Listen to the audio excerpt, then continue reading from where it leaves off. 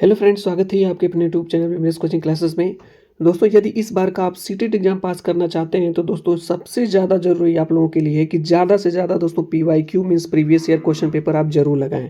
ये दोस्तों अगर आप प्रीवियस ईयर क्वेश्चन पेपर भी लगा करके चले जा रहे हैं ना तो निश्चित रूप से सीटेट एग्जाम आप पास कर सकते हैं। बाकी दोस्तों जो आप स्टडी कर रहे हैं करिए, लेकिन दोस्तों previous year question practice set दोस्तों जरूर लगाइए। 20 दिन का दोस्तों आपके पास समय और बचा हुआ है। इन 20 दिनों में दोस्तों आपको ज़बरदस्त प्रैक्टिस करनी है, ठीक है। और दोस्तों हमें विश्वास है कि आप सीटेट एग्जाम इस बार का पास कर लेंगे। देखिए दोस्तों, आज इस क्लास में हम आपको जो है कि सामाजिक विज्ञान एवं अध्ययन के 30 प्रश्नों का दोस्तों एक प्रैक्टिस सेट कराने जा रहे हैं, एक टेस्ट कराने जा रहे हैं दोस्तों। ये सभी प्रश्न दोस्तों पीवाईक्यू हैं, प्रीवियस ईयर क्वेश्चन पेपर हैं। जैसा कि दोस्तों आप लोग यहाँ पे देख पा रहे होंगे कि 18/9/2016 को जो पेपर हुआ था दोस्तों सीटेट का, उसके सामाजिक विज्ञान एवं अध्ययन के 30 प्रश्नों का दोस्तों टेस्ट कराएंगे हम। और देखेंगे दोस्तों कि अभी तक आप लोगों ने कितनी अच्छी तैयारी की है सीटेट एग्जाम के लिए। स्पेशली दोस्तों ये पेपर 2 के लिए है, जो लोग दोस्तों पेपर 2 देना चाहते हैं, ठीक है। तो चलिए दोस्तों, विदाउट डिले इस टेस्ट को स्टार्ट किया जाए और दोस्तों आप इस टेस्ट को जरूर दीजिए। पहला प्रश्न दोस्तों आपके सामने ये रहा, टेस्ट का मॉक टेस्ट का फर्स्ट नंबर का प्रश्न है कि लोकतंत्र में चुनाव के संदर्भ में। मॉक टेस्ट का दोस्तों पहला प्रश्न आपके सामने ये रहा, फर्स्ट प्रश्न कि लोकतंत्र में चुनावों के संबंध में निम्नलिखित दो कथनों पर विचार कीजिए। पहला कथन है दोस्तों कि प्रतिनिधित्व लोकतंत्र में लोग अपने प्रतिनिधियों को चुनकर अप्रत्यक्ष रूप से भाग लेते हैं और वे प्रतिनिधि पूरे देश के लिए कानून और नियम बनाते हैं। बी वाला है दोस्तों, सरकारें नियमित चुनावों द्वारा बदली जा सकती हैं। तो दोस्तों आप लोग बताइए ये दोनों कथन आपके सही हैं या गलत हैं, या इनमें से एक सही है या एक गलत है। तो दोस्तों इसका राइट आंसर हो जाएगा आपका ऑप्शन नंबर डी, यानी कि आपका कथन ए भी सही है और कथन बी भी सही है, ठीक है। नेक्स्ट आगे चलते हैं दोस्तों, अगला प्रश्न है, इसका आंसर आप बताएंगे क्या होगा। ध्यान दीजिए दोस्तों, ये सभी प्रश्न आपके प्रीवियस ईयर क्वेश्चन में पूछे गए हैं, ठीक है। प्रश्न हमारा है कि निम्नलिखित में से कौन सा मुगल चारबाग का एक स्थल नहीं है। निम्नलिखित में से कौन सा मुगल चारबाग का एक स्थल नहीं है। हुमायूं का मकबरा, कुव्वत उल इस्लाम मस्जिद, शालीमार बाग, लाल महल बाग। आप लोग बताइए दोस्तों, मुगल चारबाग का एक स्थल नहीं है कौन सा। तो दोस्तों इसका सही आंसर हो जाएगा option number B, कुव्वत ul Islam मस्जिद। अगला प्रश्न यहाँ पे है कि भारत में पंचायती राज प्रणाली के संबंध में निम्नलिखित में से कौन सा कथन सही है। पंचायती राज प्रणाली के संबंध में दोस्तों कौन सा कथन सही है। पहला ऑप्शन है जिला परिषद पंचायती राज प्रणाली का द्वितीय है। ग्राम सभा के सचिव का चुनाव उसके सदस्यों द्वारा किया जाता है। ग्राम पंचायत की अवधि 4 वर्ष होती है। संवैधानिक दिशा निर्देशों के अंतर्गत देश के प्रत्येक राज्य में पंचायतों के संबंध में अपने कानून होते हैं। इसका सही आंसर दोस्तों आपको बताना है। इसका राइट आंसर हो जाएगा दोस्तों ऑप्शन नंबर डी, यानी कि पंचायती राज प्रणाली के संबंध में दोस्तों संवैधानिक दिशा निर्देशों के अंतर्गत देश के प्रत्येक राज्य में पंचायतों के संबंध में अपने कानून होते हैं। अभी तक दोस्तों हम आपको 3 प्रश्न करा चुके हैं। अगले प्रश्न में चलते हैं दोस्तों। सभी प्रश्न आपके लिए इंपॉर्टेंट हैं और कई बार दोस्तों सीटेट के एग्जाम में रिपीटेड प्रश्न पूछ लिए जाते हैं। रिपीटेड की दोस्तों बात छोड़िए, अगर आप इसको पढ़ते हैं तो दोस्तों आपकी पेडागॉगी जो शिक्षण है वो आपका बहुत ही ज़्यादा स्ट्रांग होगा और आपकी समझने की शक्ति बहुत ही ज़्यादा बढ़ेगी। क्योंकि दोस्तों पीवाईक्यू बहुत ज़्यादा जरूरी है आप लोगों के लिए सीटेट एग्जाम पास करने के लिए, ठीक है। तो चलिए दोस्तों इस प्रश्न को आप लोग बताइएगा क्या होगा। निम्नलिखित व्यक्तियों में से किसकी कविताओं और विचारों को पंचवाड़ी और वीजक में संरक्षित किया गया है। कबीर, मीराबाई, गुरु नानक या रविदास। पंचवाड़ी और वीजक, इसका सही आंसर हो जाएगा दोस्तों कबीर। अगले प्रश्न में चलते हैं। अगला प्रश्न दोस्तों, गढ़ कटंगा के गोंड राज्य के संबंध में निम्नलिखित कथनों में से कौन सा कथन सही है, ठीक है। पहला ऑप्शन है कि यह एक समृद्ध राज्य था, इसने जंगली हाथियों को पकड़कर और उनको दूसरे राज्यों में निर्यात करके धन कमाया। यह कमजोर बुंदेलों और मराठों के खिलाफ अधिक शक्तिशाली बना। 1565 में मुगल सेनाओं ने गढ़ कटंगा पर हमला किया और उन्हें रानी दुर्गावती द्वारा हार का मुंह देखना पड़ा। और अगला है कि यह राज्य केवल नगरों से बना था। आप लोग बताइए दोस्तों इसके बारे में कौन सा स्टेटमेंट यहाँ पे सही है। इसका राइट आंसर हो जाएगा दोस्तों ऑप्शन नंबर ए, यह एक समृद्ध राज्य था, इसने जंगली हाथियों को पकड़कर और उनके दूसरे राज्यों में निर्यात करके धन कमाया। आगे चलते हैं दोस्तों, अगला प्रश्न है, इसका आंसर आप बताएंगे क्या होगा। प्रश्न हमारा है कि एलोरा की गुफा 15 का भित्ति चित्र जिसमें विष्णु को नरसिंह अर्थात पुरुष सिंह के रूप में दिखलाया गया है, किस काल की कृति है? राष्ट्रकूट काल की, गुर्जर प्रतिहार काल की, चालुक्य काल की या गुप्त काल की? जल्दी से दोस्तों फटाफट इसका आंसर आप बता सकते हैं। राइट आंसर हो जाएगा आपका ऑप्शन नंबर ए दोस्तों, राष्ट्रकूट काल की। ठीक है, देखिए दोस्तों विदाउट डिले इन प्रश्नों को देखते हैं, क्योंकि समय दोस्तों आपके पास बहुत कम बचा हुआ और इस समय सबसे ज़्यादा जरूरी है दोस्तों प्रैक्टिस। और एक प्रोवर्ब है दोस्तों की प्रैक्टिस मेक्स मैन परफेक्ट। आदमी को या कोई भी चीज़ हो दोस्तों, प्रैक्टिस ही उससे जीत दिलाती है। इसलिए दोस्तों प्रैक्टिस जरूर करके जाइए एग्जाम में। चलिए दोस्तों अगले प्रश्न पे चलते हैं। अगला प्रश्न है, इसका आंसर आप बताएंगे, निम्नलिखित में से वस्तु विनिमय पद्धति का सही विशेषता कौन सी है? वस्तु विनिमय पद्धति का सही विशेषता कौन सी है? इसके चार ऑप्शन दोस्तों, इसका सही आंसर आपको बताना है। इसका राइट आंसर हो जाएगा दोस्तों, यह धन का उपयोग किए बिना वस्तुओं की अदला बदली का व्यापार है। अदला बदली का व्यापार है। ऑप्शन नंबर डी सही हो जाएगा। आगे चलते हैं दोस्तों, अगला प्रश्न है कि निम्नलिखित स्थलाकृतियों में से किसमें छत्रक शैल पाए जाते हैं? छत्रक शैल पाए जाते हैं किसमें दोस्तों? डेल्टा, रेगिस्तान, हिमनद, हिमोड़ या समुद्री गुफा? इसका सही आंसर दोस्तों हो जाएगा आपका रेगिस्तान में। रेगिस्तान में दोस्तों छत्रक शैल पाए जाते हैं। आगे चलते हैं दोस्तों, अगला प्रश्न है, इसका आंसर आप बताएंगे क्या होगा? प्रश्न हमारा है कि निम्नलिखित में से किसके नेतृत्व में बंगाल 18वीं शताब्दी में धीरे धीरे मुगल नियंत्रण से अलग हो गया? मुर्शिद कुली खान, नादिर शाह, निजाम उद मुल्क आसफ जहां या अलीवदी खान? इसका राइट आंसर आपको बताना है। तो दोस्तों सही आंसर इसका हो जाएगा आपका मुर्शिद कुली खान के नेतृत्व में दोस्तों 18वीं शताब्दी में जो है मुगल नियंत्रण से अलग हो गया। आगे चलते हैं दोस्तों, अगला प्रश्न है, इसका आंसर आप बताएंगे क्या होगा? यहाँ पे देखिए दोस्तों, वायुमंडल की परतें दी गई हैं और इसकी विशेषता दिया गया है। यहाँ क्षोभ मंडल, सतनाप मंडल, मध्य मंडल और वाह मंडल दिया गया है। ठीक है, तो दोस्तों मैच करना है, इनकी विशेषता यहाँ पे क्वालिटी बताई गई है। इसका राइट आंसर दोस्तों आप लोगों को बताना है क्या होगा। ठीक है, तो दोस्तों जो क्षोभ मंडल है इसका हो जाएगा आपका कि मौसम की लगभग सभी घटनाएं इस परत में घटित होती हैं। तो मौसम संबंधी जो घटनाएं घटित होती हैं दोस्तों वो क्षोभ मंडल में होती हैं। और जैसा कि दोस्तों एक आपका हो जाएगा फोर्थ, और ये ऑप्शन नंबर बी में ही दिया गया है, इसलिए दोस्तों ज़्यादा इसमें सोचने की जरूरत नहीं है, जल्दी से आप अपना टाइम बचाएंगे और आगे निकल जाएंगे। तो यहाँ पे हो जाएगा बी वाला ऑप्शन आपका करेक्ट हो जाएगा। बी वाला ऑप्शन करेक्ट हो जाएगा। आगे चलते हैं दोस्तों, अगला प्रश्न है, इसका आंसर आप बताएंगे क्या होगा? ये प्रश्न है, भारत में चिकित्सा पर्यटकों के संबंध में निम्नलिखित दो कथनों पर विचार कीजिए। दो कथन दिए गए हैं। पहला है, वे विदेशी पर्यटक हैं जो भारत के उन अस्पतालों में अपना इलाज कराने के लिए विशेष रूप से आते हैं जहां उन्हें अपने देश की तुलना में कम मूल्य पर विश्व स्तरीय सुविधाएं प्राप्त हो जाती हैं। बी है, वे भारत के भीतर के ही प्रवासी हैं जो एक राज्य से दूसरे राज्य के उन अस्पतालों में अपना इलाज कराने के लिए जाते हैं जहां उन्हें अपने राज्य की तुलना में कम मूल्य पर सुविधाएं प्राप्त हो जाती हैं। इसका राइट आंसर हो जाएगा दोस्तों आपका ए स्टेटमेंट तो सही है, लेकिन आपका बी गलत है, जो कि ऑप्शन नंबर ए में दिया गया है। ए सही है, बी गलत है। नेक्स्ट आगे चलते हैं दोस्तों, अगला प्रश्न है, इसका आंसर आप बताएंगे क्या होगा? ठीक है, बहुत ही अच्छा प्रश्न है। इसका आंसर आप बताएंगे क्या होगा? रमाबाई जो महिला शिक्षा की योद्धा थी कभी स्कूल नहीं गई, फिर भी उन्हें पंडिता की उपाधि दी गई, क्योंकि उन्हें पंडिता की दोस्तों उपाधि क्यों दी गई? चार ऑप्शन दोस्तों हैं आपके पास, इसका सही आंसर आपको बताना है। तो दोस्तों वे संस्कृत पढ़ना लिखना जानती थी, जो एक बहुत बड़ी उपलब्धि थी, क्योंकि उनके समय में महिलाओं को इस प्रकार का ज्ञान अर्जित करने की अनुमति नहीं थी। तो दोस्तों ये आपका राइट आंसर हो जाएगा। ठीक है, क्योंकि उनको संस्कृत लिखना पढ़ना आता था। आगे चलते हैं दोस्तों, अगला प्रश्न है, इसका आंसर आप बताएंगे क्या होगा?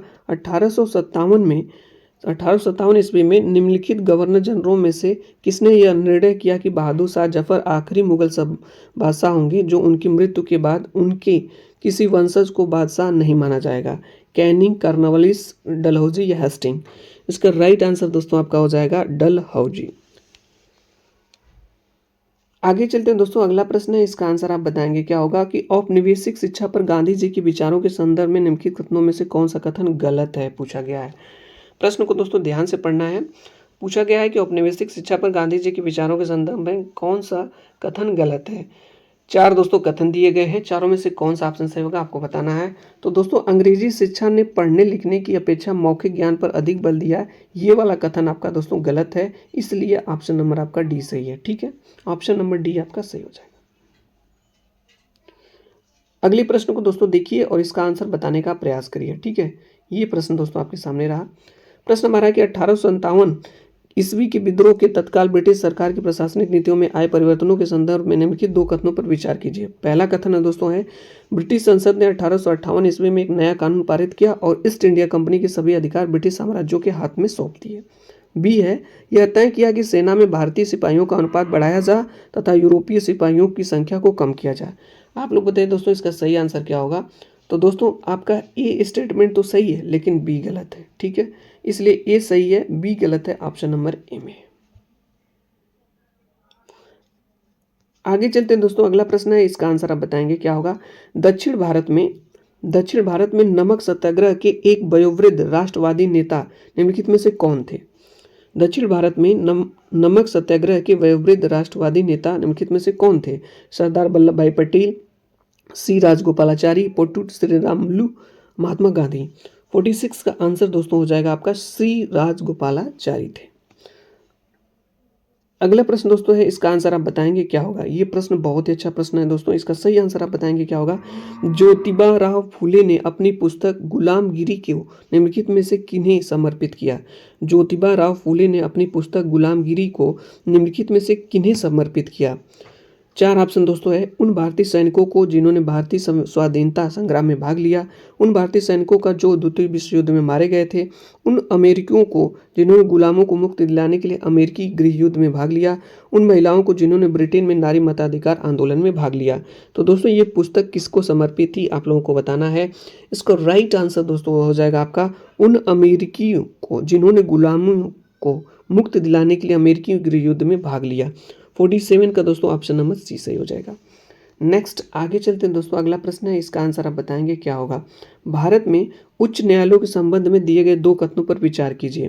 पहला है दोस्तों, उच्च न्यायालय राज्य सरकारों के अंतर्गत आते हैं और उनकी ओर से ही कार्य करते हैं। बी, उच्च न्यायालयों के सभी न्यायाधीशों की नियुक्ति राज्य के मुख्यमंत्री के साथ विचार विमर्श करने के बाद की जाती है।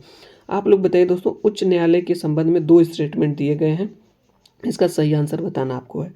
तो दोस्तों दोनों स्टेटमेंट आपके गलत हैं। ऐसा नहीं है दोस्तों कि उच्च न्यायालय राज्य सरकार के अंतर्गत आती है या उच्च न्यायालयों के सभी न्यायाधीश जो है राज्य के मुख्यमंत्री के विचार विमर्श करने के बाद ही की जाती है, तो ऐसा नहीं है दोस्तों। तो ए और बी दोनों गलत है, जो कि ऑप्शन नंबर बी में दिया गया है, इसलिए बी वाला ऑप्शन आपका सही हो जाएगा। आगे चलते हैं दोस्तों, अगला प्रश्न है, इसका आंसर आपको बताना है क्या होगा। निम्नलिखित मदों में कौन सी मद कैलिको के नाम से जानी गई, जिसे पुर्तगाली भारत से यूरोप ले गए थे। मसाले, फुटकर माल, पीस गुड्स, सूत कपड़े या मसलिन मलमल। इसका राइट आंसर दोस्तों आपको बताना है, तो इसका सही आंसर हो जाएगा दोस्तों सूती कपड़े। अगली प्रश्न पे चलते हैं, अगला प्रश्न है, यहाँ पे इसका सही आंसर आपको बताना है। एक शिक्षक अनुभव करता है कि उच्च प्राथमिक स्तर पर विषय का भार बहुत है, निम्नलिखित में से सबसे अच्छे उपागम का सुझाव दीजिए जो इस समस्या का समाधान करे। चार ऑप्शन दोस्तों, इसका राइट आंसर आपको बताना है। तो सबसे अच्छा दोस्तों उपागम जो है आपका, ऐसी विषय वस्तुओं विकसित करें जो विषय सीमाओं को पार करके कई प्रत्ययों को सिखा सके। ऑप्शन नंबर दोस्तों डी सही हो जाएगा। नेक्स्ट दोस्तों आगे चलते हैं अगले प्रश्न पे। अगला प्रश्न दोस्तों, इसका आंसर आपको बताना है क्या होगा। प्रश्न हमारा है कि अधिक गहराई में स्थित खनिज निक्षेपों तक पहुंचने के लिए गहरे छिद्र बनाए जाते हैं, इस प्रकार के खनन को कहा जाता है। विवरित खनन, उत्खनन, कुपकी खनन या प्रवेधन। राइट आंसर दोस्तों आपको बताना है। तो ऐसे खनन को दोस्तों आपको प्रवेधन कहा जाता है। अगला प्रश्न दोस्तों कि लद्दाख में पाया जाने वाला यूरेनियम एक उदाहरण है वास्तविक संसाधन का, निक्षेप संसाधन का, संभाव्य संसाधन का या भंडार संसाधन का। तो दोस्तों इसका राइट आंसर आपका हो जाएगा संभाव्य संसाधन का, संभाव्य संसाधन का। नेक्स्ट दोस्तों अगले प्रश्न में चलते हैं दोस्तों, विदाउट डिले दोस्तों इन सभी प्रश्नों को रिवाइज जरूर करिए, बहुत इंपॉर्टेंट प्रश्न है दोस्तों, सभी आपके लिए हैं। गर्म जल के झरने से प्राप्त ताप ऊर्जा के परिणाम स्वरूप बनते हैं, किसके परिणाम स्वरूप दोस्तों बनते हैं। सौर ऊर्जा या भूतापी ऊर्जा या ज्वारीय ऊर्जा या पवन ऊर्जा। तो दोस्तों इसका राइट आंसर आपका हो जाएगा आपका भूतापी ऊर्जा की से प्राप्त ताप ऊर्जा के परिणाम स्वरूप बनते हैं। अगला प्रश्न दोस्तों, इसका आंसर आप बताएंगे क्या होगा। संसार में प्रचलित रोपण कृषि की सही विशेषता का चयन निम्नलिखित में से कीजिए। किसके बारे में दोस्तों, रोपण कृषि की सही विशेषता का चयन करना है। 4 ऑप्शन दोस्तों है, यह कृषि मध्य अक्षांशों के आंतरिक अर्धशुष्क प्रदेशों में की जाती है। इस प्रकार की कृषि में भूमि का गहन उपयोग करने के लिए कृषक अपने पूरे परिवार के साथ लगा रहता है। इसमें प्रति एकड़ उपज कम होती है। यह वाणिज्यिक प्रकार की कृषि है जो विस्तृत क्षेत्रों पर की जाती है। तो दोस्तों इसका सही आंसर आपका हो जाएगा, यह वाणिज्यिक प्रकार की कृषि है जो विस्तृत क्षेत्रों पर की जाती है। ऑप्शन नंबर डी सही है।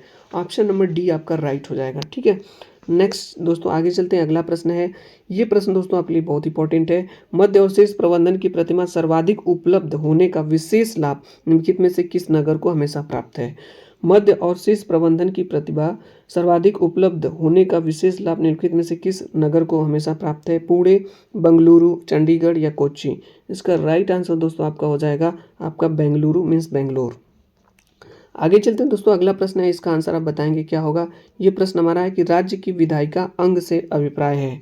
राज्य की विधायिका अंग से क्या अभिप्राय है दोस्तों? सर्वोच्च न्यायालय के न्यायाधीश, कानून लागू करने के लिए उत्तरदायी नौकरशाह, नागरिकों द्वारा निर्वाचित प्रतिनिधि, देश का प्रत्येक नागरिक।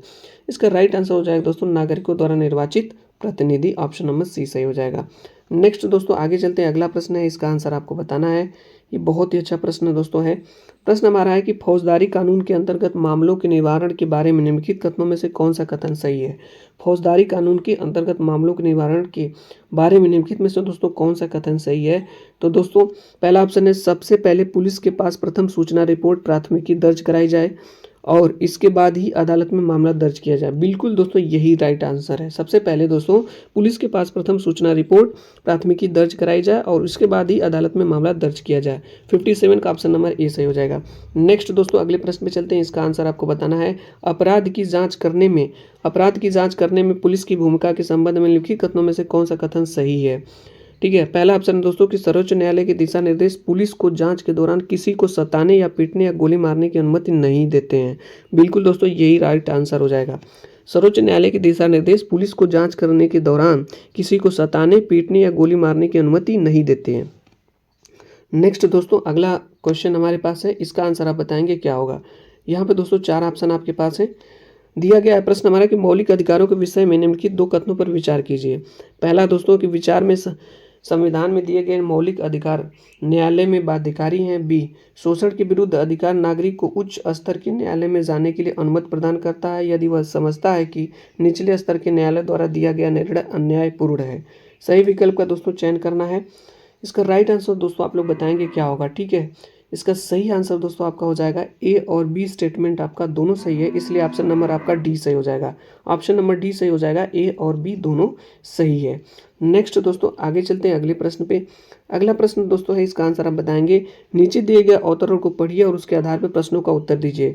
पहिएदार कुर्सी व्हील चेयर का उपयोग करने वाले रंजन की कक्षा विद्यालय भवन की तीसरी मंजिल में लगती है। वह प्रत्येक दिन सहायक की प्रतीक्षा करता है जो उसे उठाकर विद्यार्थियों की भीड़ से होकर ले जाता है। भारतीय संविधान के किस अनुच्छेद का उल्लंघन हो रहा है? अनुच्छेद 15, अनुच्छेद 360, अनुच्छेद 25, अनुच्छेद 370। तो दोस्तों इसका राइट आंसर हो जाएगा अनुच्छेद 15। अनुच्छेद 15 का उल्लंघन हो रहा है। तो दोस्तों आज की क्लास में हम आपको जो है 30 प्रश्न कराए, मीन्स 30 प्रश्न कराए एसएसटी का। ठीक है, इन 30 प्रश्नों में आपके कितने प्रश्न सही हुए दोस्तों आप कमेंट्स बॉक्स माध्यम से जरूर बताइए। ये दोस्तों हमारे चैनल से नहीं जुड़े हैं तो चैनल को अभी सब्सक्राइब कर लीजिए।